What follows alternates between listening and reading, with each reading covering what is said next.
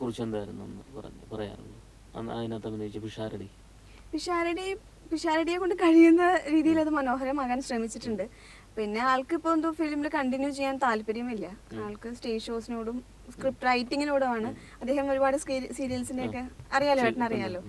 അപ്പൊ അതിലൊക്കെയാണ് കൂടുതൽ ഇൻട്രസ്റ്റ്. അതുകൊണ്ട് അദ്ദേഹം ആ വഴി ഫോക്കസ് ചെയ്യുന്നു. ഇപ്പോ മലയാള സിനിമയിലെ വൻകിട താരങ്ങൾ അഭിനയിച്ചതിനെക്കാട്ടും കൂടുതൽ കഥാപാത്രങ്ങൾ ദിവസേന അവതരിപ്പിക്കുന്ന ഒരാളാണ് പിഷാരടി എന്ന് പറയുന്നത്. ഇപ്പൊ സിനിമയിലായാലും സ്റ്റേജ് ആയാലും. അപ്പൊ ഞാൻ പിഷാരടി ചോദിച്ചാൽ പിഷാരടിക്ക് ഒരിക്കലും ഒരു പേടിയൊന്നും ഉണ്ടായില്ലെന്ന് പറയണം. അപ്പൊ ഞാൻ ചോദിച്ചു, അതെന്താ പിഷാരടി അങ്ങനെ ഒന്നെന്ന് ചോദിച്ചപ്പോ, എടാ ഞാൻ 24 മണിക്കൂറും വില്യമ്മയാകും, അപ്പൂപ്പനാകും, മകനാകും, പെണ്ണാകും, മദാമ്മയും, എനിക്കെന്ത് പേടിക്കായിരുന്നു. അപ്പൊ അത്രയും പേരും പേടി എനിക്ക് ഇതിനകത്ത് തോന്നിയില്ല എന്ന് പറഞ്ഞാൽ വലിയ അത് തന്നെ ഒരു നല്ല ഒരു മനുഷ്യന്റെ അല്ലെ നല്ല മനസ്സിന്റെ ഒരു ഭാവനയാണ് അല്ലേ? നല്ല കലാകാരനാകും എന്നുള്ള മറക്കാനാവാത്ത സംഭവങ്ങൾ എന്തെങ്കിലും ഉണ്ടോ?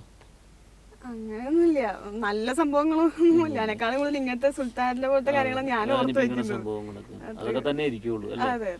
അപ്പൊ ഇനി അങ്ങനെയൊന്നും ഉണ്ടാകാതിരിക്കട്ടെ അല്ലേ? പല നടിമാരെയും ഇഷ്ടമാണെന്ന് പറഞ്ഞിട്ടുണ്ട്, പലരുടെയും അഭിനയം കണ്ടിട്ട്. ആരുടെ അഭിനയം കണ്ടിട്ടാണ് ശരിക്കും പകച്ചു നിന്ന് പോയിട്ടുള്ളത്? മഞ്ജു വാര്യർ. ഏതൊക്കെ ചിത്രങ്ങൾ? എല്ലാ ചിത്രങ്ങളും, സല്ലാപം മുതൽ അവസാനം കണ്ണെഴുതി പൊട്ടുന്നുണ്ട് വരെ എല്ലാ പടങ്ങളും ഒരു ഹാർട്ട് ത്രോപ്പ്. ഭയങ്കര ഫാനാണ് ഞാൻ അവരുടെ. നന്നായിട്ട് അഭിനയിക്കുകയും ചെയ്യും. ഒരുപാട് ശേഷം മലയാള സിനിമയ്ക്ക് കിട്ടിയൊരു വാഗ്ദാനം. അതിപ്പോ എനിക്ക് ആരോടും അത്ര വലിയ ആരാധനയും തോന്നിയിട്ടില്ല. പുറത്തിറങ്ങിയ ചിത്രങ്ങൾ കണ്ടിട്ട് പലരും പറഞ്ഞിട്ടുണ്ടോ? ആരെങ്കിലും അനുകരിക്കുന്നതായിട്ട് വേറെ ആരെങ്കിലും പറഞ്ഞിട്ടുണ്ടോ? ഇല്ല, പറഞ്ഞിട്ടില്ല. അതാരും പറഞ്ഞു.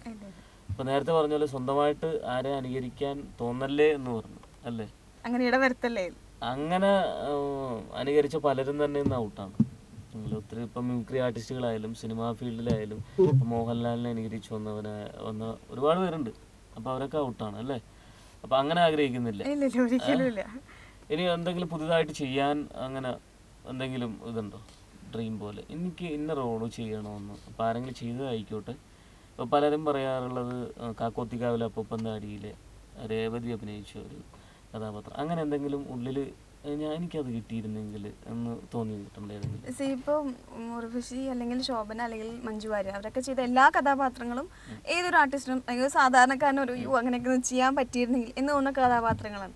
പക്ഷെ ആ വശത്തോട് ഇനി ശ്രദ്ധിക്കണ്ട. അതിൻ്റെ 101% ചെയ്താണ് അവരൊക്കെ വെച്ചിട്ടുള്ളത്. പിന്നെ അതിനെക്കുറിച്ച് നമ്മൾ പറയുന്നതിൽ ഒരു അർത്ഥവുമില്ല. അതേപോലെ തന്നെ അല്ലെങ്കിലും വളരെ മോശമല്ലാത്ത രീതിയിൽ നല്ല കഥാപാത്രങ്ങൾ ചെയ്യണം എന്നാണ് ആഗ്രഹം. പിന്നെ ഞാൻ നേരത്തെ പറഞ്ഞിട്ട് ഒരു ഡാൻസറുടെ റോൾ ചെയ്താൽ കൊള്ളാമെന്നുണ്ട്. ഒരു ക്ലാസിക്കൽ ഡാൻസ്. അതെ, ഒരു ക്ലാസിക്കൽ ഡാൻസോടെ പെർഫോം ചെയ്യാൻ പറ്റുന്ന ചില ചിത്രങ്ങളൊക്കെ നായിക ക്ലാസിക്കൽ ഡാൻസറാണ് അല്ലെങ്കിൽ നായിക പിന്നെ റിസർച്ച് ചെയ്യുകയാണെന്നൊക്കെ പറയും. പക്ഷെ ഒരൊറ്റ ഡാൻസോ അല്ലെങ്കിൽ ഒന്നും ഉണ്ടാവില്ല പെർഫെക്റ്റ് ആയിട്ടുള്ളത്. കുറെ ക്യാമറ ഗിമ്മിക്സും തട്ടിക്കൂട്ടിലൊക്കെ ഉണ്ടാവുള്ളൂ. അങ്ങനെ അല്ലാതെ വൃത്തിയുള്ള ഒരു ക്ലാസിക്കൽ ഡാൻസ് ഒക്കെ പെർഫോം ചെയ്യാൻ പറ്റുന്ന ഒരു കഥാപാത്രം കിട്ടിയാൽ സന്തോഷമുണ്ട്. ഇപ്പോൾ ഒരുപാട് നടിമാർ കത്തിയിരിക്കണ കാലത്ത് തന്നെ ഫീൽഡിൽ നിന്ന് ഔട്ടായി പോകാറുണ്ട്. അങ്ങനെ വരണമെന്ന് ഞാനും ആഗ്രഹിക്കണില്ല. അങ്ങനെയൊക്കെ വന്നാൽ മനസ്സ് പ്രിപ്പയർഡ് ആണോ? നായികമാർക്ക് ഒരുപാട് നിലനിൽപ്പില്ല എന്നാണ് പറയാറുള്ളത്. അപ്പോൾ അങ്ങനെ ഒരു അവസ്ഥ വന്നാൽ ഞാൻ എപ്പോഴും പ്രിപ്പയർഡ് ആണ്. ഞാനിപ്പോഴും ഫുൾ ടൈം സിനിമ മാത്രമായിരിക്കും എൻ്റെ കരിയർ എന്ന് ഞാൻ തീരുമാനിച്ചിട്ടില്ല. കാരണം ഈ പറഞ്ഞ പോലെ ഫിലിമാണ്, എന്തും സംഭവിക്കാം, അവസരങ്ങൾ വരാം, വരാതിരിക്കാം. അപ്പോൾ എന്തായാലും ഞാൻ ഒരു ഭാഗത്തൂടെ സ്റ്റഡീസ് കണ്ടിന്യൂ ചെയ്യുന്നുണ്ട്. തീർച്ചയായും ഒരു ജോലി എന്നുള്ളത് ഞാൻ മനസ്സിൽ വെച്ചിട്ടുണ്ട്. അതിന് ശേഷമേ വരുള്ളൂ സിനിമ. ഒരുപക്ഷെ സിനിമ നടി ആയില്ലായിരുന്നെങ്കിൽ ആരാകുമായിരുന്നു? ജേർണലിസ്റ്റ്. അതായിരുന്നു. എന്താണ് അങ്ങനെ തോന്നാനുള്ളത്? അതെൻ്റെ ചെറുപ്പം മുതലുള്ള ആഗ്രഹമായിരുന്നു, ജേർണലിസ്റ്റ് ആവണം എന്നുള്ളത്. ആ ഒരു എയിം വെച്ചായിരുന്നു പോകുന്നതൊക്കെ. അച്ഛന് ഭയങ്കര ആഗ്രഹമായിരുന്നു ജേർണലിസ്റ്റ് ആവണം. പക്ഷെ അത് നടന്നില്ല, മുത്തശ്ശൻ സമ്മതിച്ചില്ല. അപ്പോൾ അച്ഛൻ ഒരുപാട് പുസ്തകങ്ങളൊക്കെ ചെറുപ്പത്തിൽ എനിക്ക് കൊണ്ട് വായിക്കാനൊക്കെ തരുമായിരുന്നു. അതൊക്കെ ഒരുപാട് വായിക്കുമായിരുന്നു ചെറുപ്പം മുതൽ. അപ്പോൾ അങ്ങനെ എന്തോ ചെറുപ്പം മുതലുള്ള ആഗ്രഹം എന്ന് പറഞ്ഞാൽ ജേർണലിസ്റ്റ് ആവുക എന്നുള്ളത്. ഇപ്പോഴും ഞാൻ സെപ്റ്റംബറിലാണ് ഞാൻ ഡിഗ്രി എക്സാം എഴുതിയത്. അപ്പോൾ PG ചെയ്യണമെന്ന് ഞാൻ വിചാരിക്കുന്നത് ജേർണലിസത്തിൽ തന്നെയാണ്.